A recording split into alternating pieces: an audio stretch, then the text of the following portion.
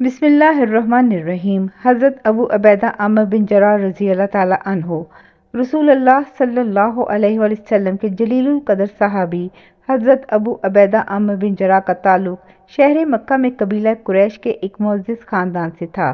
ان کی شخصیت قدرتی اور فطری طور پر انتہائی پرکشش تھی۔ چہرہ روشن، بدن دبلا پتلا اور قد دراز تھا۔ لوگ انہیں اس دبلی پتلی لمبی تلوار سے مشابہ قرار دیا کرتے تھے جو اپنے دبلے پن کے باوجود اپنی تیز دھار اور بھرپور کاٹ کی وجہ سے دشمنوں کے لیے پیغام اجل ہوا کرتی ہے۔ مکہ شہر میں دین اسلام کا سورج طلوع ہونے سے قبل ہی حضرت ابو عبیدہ کی حضرت ابوبکر صدیق رضی اللہ تعالیٰ عنہ کے ساتھ خاص دوستی اور قربت تھی۔ دونوں میں بہت گہرے روابط تھے۔ چنانچہ ظہور اسلام کے بعد حضرت ابوبکر صدیق رضی اللہ تعالیٰ عنہ کی دعوت کے نتیجے میں ہی حضرت ابو عبیدہ مشرف باسلام ہوئے تھے۔ حضرت ابو عبیدہ السابقین اولین یعنی بھلائی میں سبھی لوگوں پر سبقت لے جانے والوں میں سے تھے، یعنی وہ عظیم ترین افراد جنہوں نے بالکل ابتدائی دور میں دین اسلام قبول کیا کہ جب مسلمانوں کے لیے بہت ہی مظلومیت اور بے بسی و بے چارگی کا زمانہ چل رہا تھا۔ یہی وجہ ہے کہ ان حضرت کا بڑا مقام و مرتبہ ہے، ان کے لیے عظیم خوشخبریاں ہیں اور انہیں قرآن کریم میں السابقین الاولین کے نام سے یاد کیا گیا ہے۔ مزید یہ کہ حضرت ابو عبیدہ رضی اللہ تعالیٰ عنہ عشرہ مبشرہ یعنی ان 10 خوش نصیب ترین افراد میں سے تھے جنہیں اس دنیا کی زندگی میں ہی رسول اللہ صلی اللہ علیہ وسلم نے جنت کی خوشخبری سے شادگاہ فرمایا تھا۔ قبول اسلام کے بعد تکالیف، مصائب و آلام اور آزمائشوں کا دور شروع ہوا۔ دین اسلام کے اسی ابتدائی دور میں جب مشرکین مکہ کی طرف سے ایذا رسانیوں کا سلسلہ عروج پر تھا، تب نبوت کے 5ویں سال رسول اللہ صلی اللہ علیہ وسلم کے مشورے پر بہت سے مسلمان مکہ سے ملک حبشہ کی جانب ہجرت کر گئے تھے۔ انہی مہاجرین حبشہ میں حضرت ابو عبیدہ رضی اللہ تعالیٰ عنہ بھی شامل تھے۔ مکی دور ہو یا ہجرت حبشہ اور پھر ہجرت مدینہ کے بعد کا دور، کفار مکہ کی طرف سے اہل ایمان کے خلاف سازشوں اور اذیت رسانیوں کے سلسلے مختلف شکلوں میں بدستور جاری ہی رہے۔ ایسے میں حضرت ابو عبیدہ رضی اللہ تعالیٰ عنہ راہ حق میں ہر قدم پر اور ہر موڑ پر ان تمام تر مصائب و آلام کا بڑی خندہ پیشانی کے ساتھ مقابلہ کرتے رہے۔ جسمانی، مالی، نفسیاتی، غرضی کا ہر قسم کی تکالیف اور آزمائشوں کا نہایت جرأت و بہادری کے ساتھ سامنا کرتے رہے۔ آخر ایک ایسا دن بھی آیا کہ جب معاملہ حد سے گزر گیا۔ ایسی آزمائش سامنے آ کھڑی ہوئی کہ جس کا تصور بھی جان لیوا ہے۔ ہجرت کے دوسرے سال بدر کے میدان میں جب حضرت ابو عبیدہ رضی اللہ تعالیٰ عنہ دشمنوں پر انتہائی بہادری اور دلیری کے ساتھ جھپٹ رہے تھے، کیفیت یہ تھی کہ وہ جس طرف لپکتے ادھر دشمنوں کی صفوں کی صفیں الٹ جاتی۔ یوں وہ مسلسل کبھی بجلی بن کر دشمنوں پر گر رہے تھے اور کبھی قہر بن کر ٹوٹ رہے تھے۔ ایسے میں وہاں ایک ایسا شخص تھا جو بار بار ان کے سامنے آ جاتا، گویا اس نے بس انہی پر نظر رکھی ہوئی تھی۔ یہ اس سے بچتے، وہ پھر سامنے آ جاتا، یہ کتراتے مگر وہ پھر راستہ روک کر کھڑا ہو جاتا، انہیں للکارتا کہ آؤ میرا سامنا کرو، ذرا میرے ساتھ قوت آزمائی کر کے دیکھو۔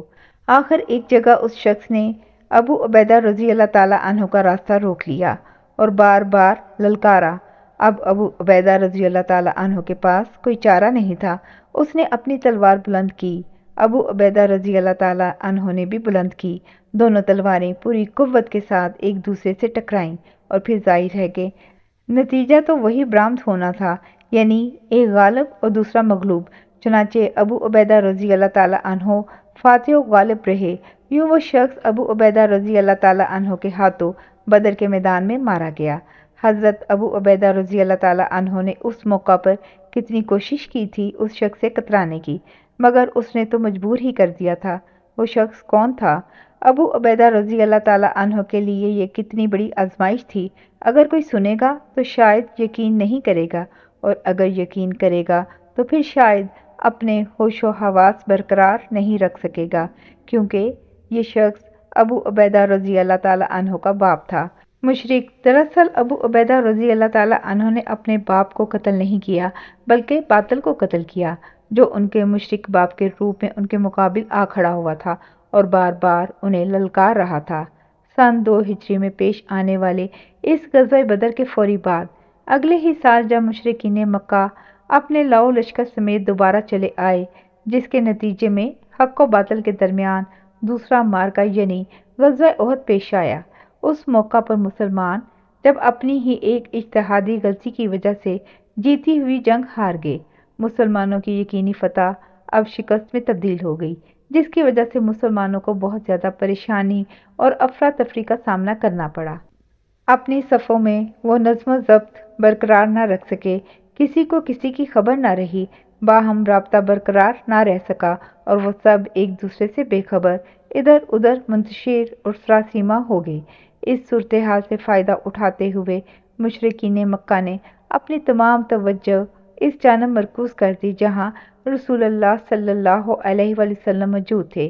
اس نازک ترین موقع پر چند مٹھی بھر جانثار جو آپ صلی اللہ علیہ وآلہ وسلم کے گرد دیوانہ وار تیروں اور نیزوں کی بچھاڑ کو اپنے ہاتھوں اور سینوں پر روکتے ہوئے آپ کی حفاظت کا فریضہ انجام دے رہے تھے، انہی جانثاروں اثر فروشوں میں حضرت ابو عبیدہ رضی اللہ تعالیٰ عنہ بھی شامل تھے۔ اور پھر اس جنگ کے اختتام پر کیفیت یہ تھی کہ رسول اللہ صلی اللہ علیہ وآلہ وسلم کی جبین اقدس پر گہرا زخم آیا تھا جس سے خون بہہ رہا تھا، چند دندان مبارک شہید ہو گئے تھے، رخ انور پر کسی بدبخت مشرک کی تلوار کی ایسی زوردار ضرب لگی تھی کہ جس کی وجہ سے ذرہ کی چند کڑیاں آپ کے رخسارے مبارک میں پیوست ہو گئی تھیں اور کافی اندر گہرائی تک چلی گئی تھیں۔ تب حضرت ابو بکر صدیق رضی اللہ تعالیٰ عنہ نے ذرہ کی یہ کڑیاں آپ کے رخسارے مبارک سے نکالنے کی بہت کوشش کی، لیکن کامیابی نہ ہو سکی۔ آخر انہیں مخاطب کرتے ہوئے ابو عبیدہ رضی اللہ تعالیٰ عنہ فرمانے لگے، یعنی اے ابو بکر، میں آپ کو اللہ کی قسم دے کر کہتا ہوں کہ آپ یہ کام مجھ پر چھوڑ دیجئے۔ چنانچہ اب حضرت ابو عبیدہ رضی اللہ تعالیٰ عنہ اسی کوشش میں مشغول ہو گئے، لیکن کوئی کامیابی نہ ہو سکی۔ تب آخر انہوں نے ان کڑیوں کو اپنے دانتوں سے جگڑ کر پوری قوت سے کھینچا، جس کے نتیجے میں وہ کڑیاں تو رسول اللہ صلی اللہ علیہ وآلہ وسلم کے رخسارے مبارک سے باہر آ گئیں، البتہ ساتھ ہی ابو عبیدہ رضی اللہ تعالیٰ عنہ کے سامنے کے دونوں دانت بھی ٹوٹ کر باہر آ گئے۔ یوں حضرت ابو عبیدہ رضی اللہ تعالیٰ عنہ ہمیشہ ہی رسول اللہ صلی اللہ علیہ وآلہ وسلم کی خدمت اور پاسبانی کا مقدس ترین فریضہ دل و جان سے سر انجام دیتے رہے، نہایت جوش و جذبے کے ساتھ اور اخلاص و لگن کے ساتھ آپ کی مجلس میں حاضری، استفادہ اور کسب فیض میں ہمیشہ ہی مشغول و منہمک رہے۔ جزاک اللہ خیر۔